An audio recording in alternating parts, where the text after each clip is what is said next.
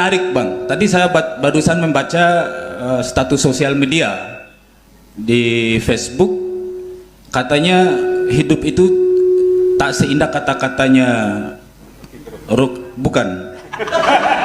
Hidup itu tak seindah kata-katanya Mario Teguh, dan mengurus negara itu tak segampang kata-katanya Rocky Gerung katanya. Iya, itu status sosial media yang sempat saya baca tadi, dan saya pikir ternyata benar juga bang. Jadi abang selalu berbicara tentang nilai.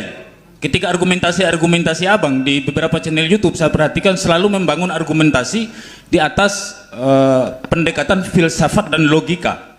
Kemudian abang selalu berbicara nilai, berbasis nilai. Abang berbicara demokrasi, abang berbicara nilai. Abang bicara demokrasi secara substansial, demokrasi substantif. Tetapi abang cenderung tidak melihat bagaimana praktek demokrasi secara prosedural, secara realistis, secara praktis di bawah.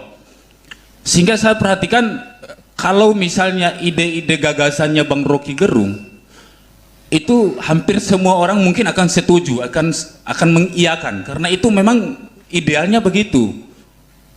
Mengelola negara ya harusnya memang begitu bang. Tetapi ketika kita kemudian melihat bagaimana praktek demokrasi secara praktis, secara realistis, pada kenyataannya kita akan menemukan banyak sekali praktek-praktek amoral demokrasi.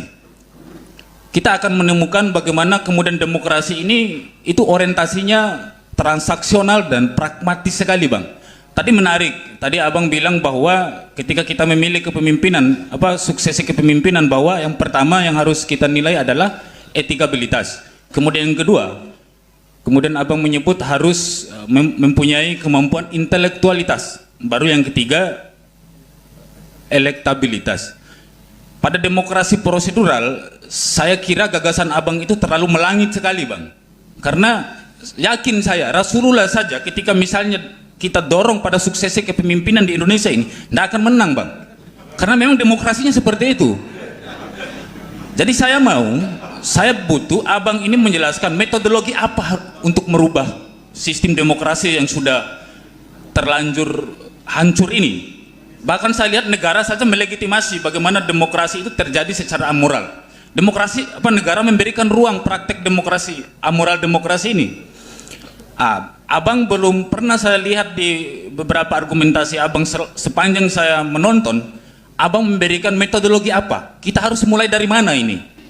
Apakah kita merubah sistem sehingga mungkin gagasan Rocky Gerung ini jadi 11-12 sama khilafah jadinya? Iya, kalau rubah sistem. Atau ada regulasi-regulasi yang kemudian harus kita rubah bang.